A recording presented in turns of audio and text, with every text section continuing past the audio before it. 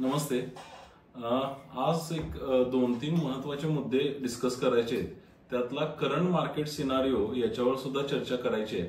पण त्याआधी मला असं लक्षात आलेलं आहे की आपण जे काही वेल्थ इलाइटचं ऍप विजन मनी मंत्राचं चेक करतो म्युच्युअल फंड पोर्टफोलिओ मध्ये, त्याच्यामध्ये बरेच जण काय करतात तर फक्त ऍप ओपन करतात आणि जो फ्रंट स्क्रीन आहे, जे काही होम स्क्रीन आहे, त्याच्यामधलं परफॉर्मन्स चेक केला जातो आणि तो परफॉर्मन्स ऍक्च्युअली करेक्ट परफॉर्मन्स नाहीये. तर आपल्याला म्युच्युअल फंडचा पोर्टफोलिओ चेक करताना काय करायला पाहिजे, फक्त होम स्क्रीन न बघता तर त्याच्या होम स्क्रीनच्या खाली एक पोर्टफोलिओ नावाचं बटन आहे. तिथं क्लिक केल्यानंतर वरती MFPNL हा एक टॅब येतो आणि त्या टॅब मध्ये जाऊन जो पोर्टफोलिओ परफॉर्मन्स आहे तो आपल्याला चेक करायचा आहे. आता या दोन्हीमध्ये फरक काय आहे? आता जे होम स्क्रीनचा परफॉर्मन्स दिसतो आपल्याला त्याला आम्ही लाईव्ह पोर्टफोलिओ म्हणतो आणि आपल्या सगळ्यांना माहिती आहे की आपण ऍक्टिव्हली पोर्टफोलिओ मॅनेज करत असतो. आपण 2024 मध्ये मे, जून, जुलैमध्ये बरेचसे पोर्टफोलिओ चेंजेस केलेत. फॉर एक्झाम्पल आपण मिड कॅप, स्मॉल कॅप कमी केलेत आणि बॅलन्स ऍडव्हान्टेज फंडला आलेले आहे आणि त्याचा बराच फायदा आपल्या इन्व्हेस्टर्सला झालेला आहे. पण तो चेक कसा करायचा?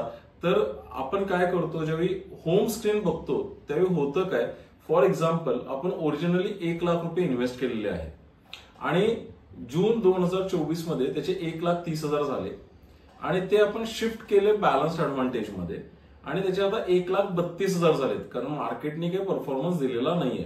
तर होम स्क्रीनला काय दिसतं, इन्व्हेस्टमेंट अमाऊंट 1,30,000 दिसते, कारण आपण स्विच केलेली आहे. ओरिजिनल 1 लाख होती एका फंडमध्ये, ती 2024 मध्ये चेंज झाली बॅलन्स ऍडव्हान्टेजला फॉर एक्झाम्पल, आणि आता होम स्क्रीनला दिसताना इन्व्हेस्टमेंट अमाऊंट 1,30,000 दिसते आणि आजचं व्हॅल्युएशन 1,32,000 दिसतंय.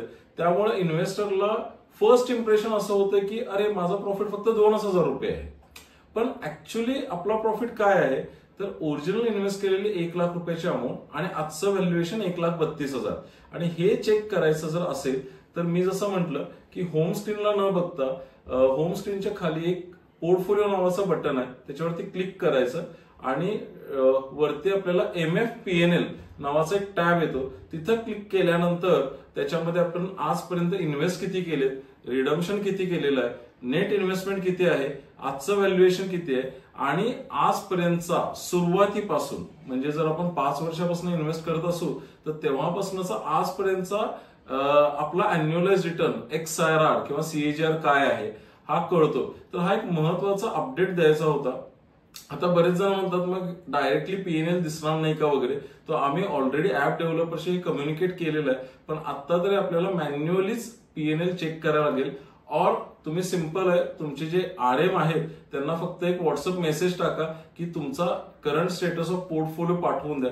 कारण ज्यावेळी मार्केटमध्ये अशी व्हॉलॅटिलिटी येते आणि आपण ऑलरेडी त्याच्यासाठी करेक्टिव्ह ऍक्शन घेतलेले आहेत, म्हणजे जरी मार्केट 15-20% खाली आलेलं असलं तरी आपले कुणाचेही पोर्टफोलिओ एवढे खाली आलेले नाहीयेत.